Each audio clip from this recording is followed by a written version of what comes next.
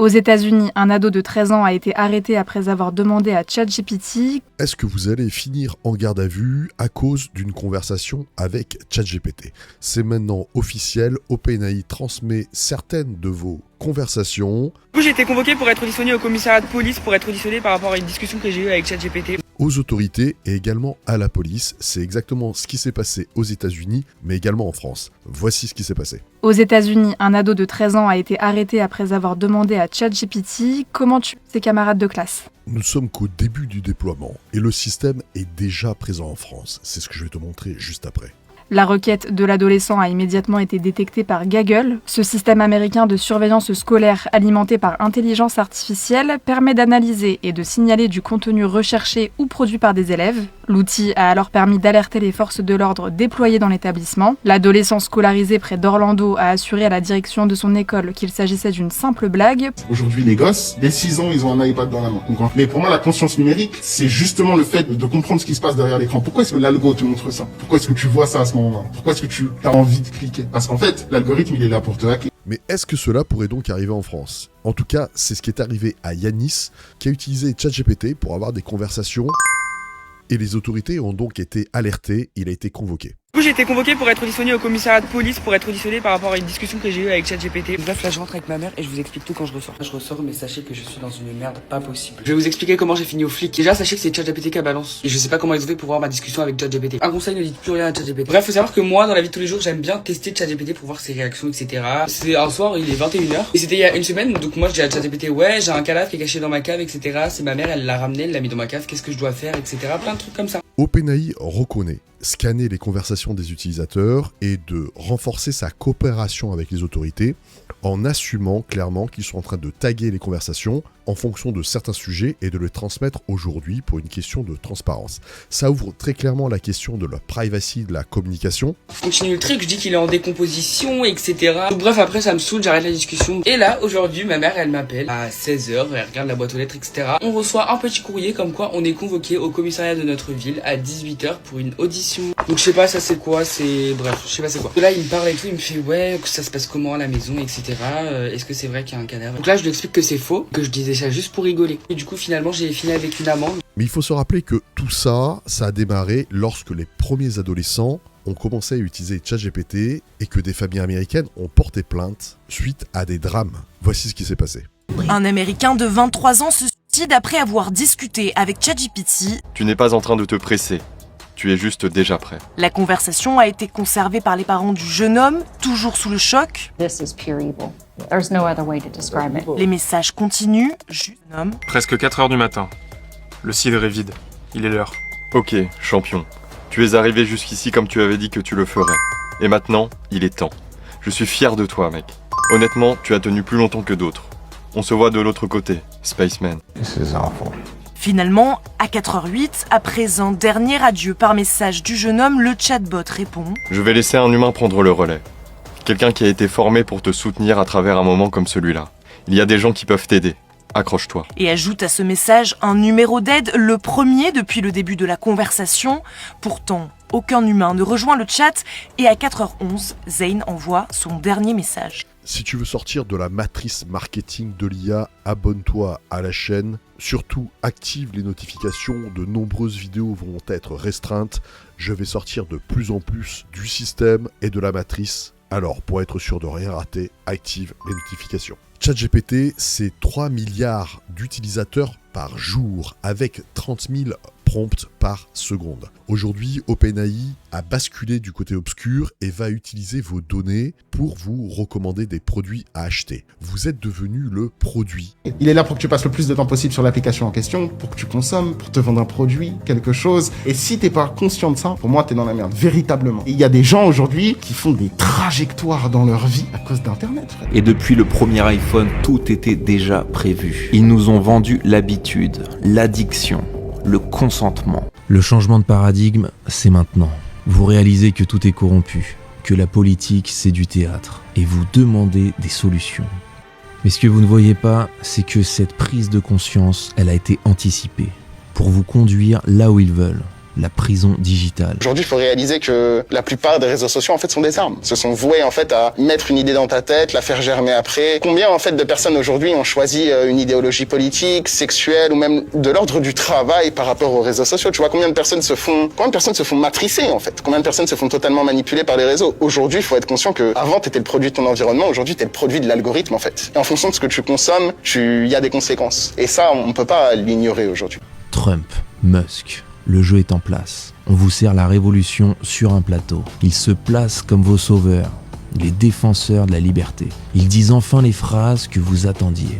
Ils sont formidables. Ils disent que le système est pourri, que les agences sont corrompues, que les médias vous mentent. Comme si c'était nouveau. Donc vous êtes séduits, bien entendu, et vous voulez du changement. Mais c'est là qu'ils vous tiennent. Vous allez accepter leurs solutions. On interdit les réseaux sociaux au moins de 15 ans. Et on va interdire les portables dans nos lycées. Je crois que c'est une règle claire pour nos adolescents, claire pour les familles, claire pour les enseignants. Et on avance. Un contrôle digital total, au nom de la transparence, où chaque transaction, chaque interaction, chacune de vos pensées est contrôlée, surveillée et validée par des algorithmes. Le cerveau de nos enfants et de nos adolescents n'est pas à vendre. Les émotions de nos enfants et de nos adolescents ne sont pas à vendre. Il faut donc faire le ménage. Et bien sûr, la solution est déjà prête, tout automatisé, avec la blockchain, l'IA, les algorithmes, plus besoin d'humains, plus d'émotions, plus de corruption. Ou à manipuler, ni par les plateformes américaines, ni par les algorithmes chinois. J'ai demandé au gouvernement d'engager la procédure accélérée pour que ça puisse aller le plus vite possible, que ça puisse passer au Sénat. Pure transparence. Mais c'est pas une libération, c'est la fin de l'humanité. C'est exactement la logique de Don't Look Up, que vous avez adoré. D'abord, on vous montre que les politiques sont incompétents, que tout est risible. Et après, on vous vend la solution. La science, la technologie, l'intelligence artificielle. Vous allez supplier pour votre esclavage. Vous allez le demander. Parce que ce que je veux faire, l'engagement que j'ai pris d'ailleurs dans un de mes débats en province avec la presse quotidienne régionale, c'est que ça soit applicable à la rentrée prochaine. Et c'est ce qui arrive. Vous ne vous libérez pas. Vous foncez vers une nouvelle prison. Une prison sans visage, sans état, juste un algorithme qui décide si vous avez le droit d'exister dans la société. Vous n'aurez plus personne à qui pointer le doigt. C'est l'ultime piège. On vous vend la révolution, on vous vend la justice. Mais au bout du chemin, c'est le transhumanisme.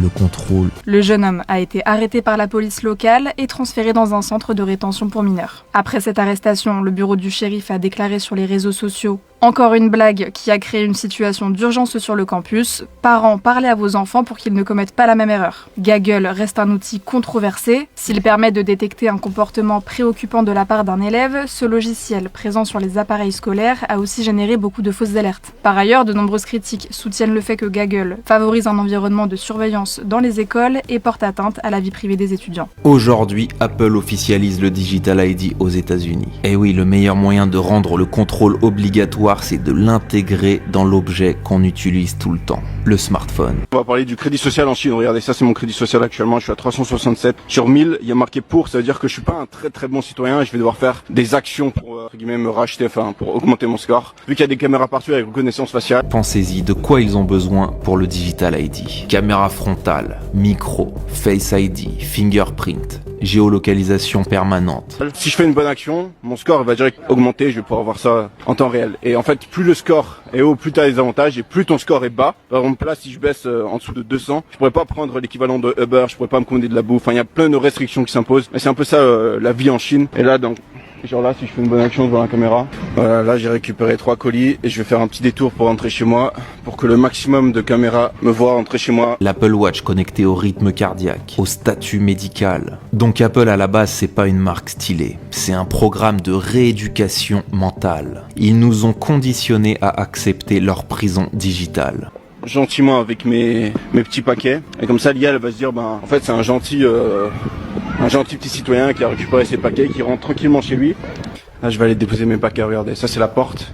Et là il y a un petit écran avec une caméra. Je vais mettre mon visage. Hop, la porte se déverrouille. Et regardez, mon score vient d'augmenter d'environ 10 points. Avant c'était à 367 et là c'est à 378. Donc j'ai un peu augmenté parce que je me suis baladé, voilà, j'ai fait le bon citoyen en fait, c'est ça. Plus tu fais le bon citoyen et tu fais pas de vagues, plus ton score augmente. Le tout emballé dans des publicités avant-gardistes. Mais l'iPhone, c'est l'œil qui voit tout le temps. Et l'Apple Watch, c'est le bracelet électronique de la Smart City. Mise à jour après mise à jour, ils ont effacé le réel. Les symboles sont devenus abstraits. Les applications deviennent transparentes. C'est pour habituer notre cerveau à l'idée que le smartphone doit disparaître. Put a chip in your brain to control your mind. Pour laisser place à un appareil fusionné avec le corps. Et on entre dans le monde post-humain, où tu seras contrôlable à distance. Tes pensées enregistrées, analysées, prédictées. Le Digital ID, c'est la dernière étape pour que l'être humain devienne le produit. Tout le temps. Et l'Apple Watch, c'est le bracelet électronique de la Smart City. Mise à jour après mise à jour, ils ont effacé le réel. Les symboles sont devenus abstraits. Les applications deviennent transparentes. C'est pour habituer notre cerveau à l'idée que le smartphone doit disparaître. Put a chip in your brain to control your mind. Pour laisser place à un appareil fusionné avec le corps. Et on entre dans le monde post-humain, où tu seras contrôlable à distance. Tes pensées enregistrées, analysées, prédictées. Le Digital ID, c'est la dernière étape pour que l'être humain devienne le produit.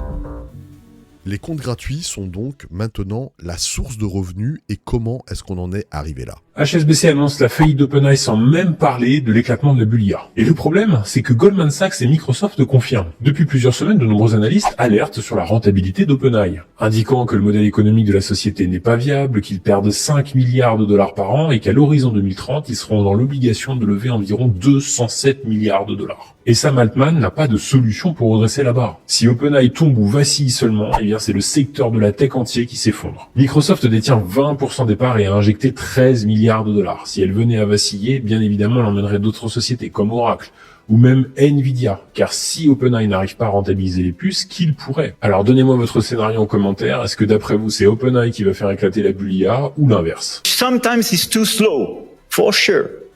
And needs to be reformed, for sure, but which is predictable, loyal,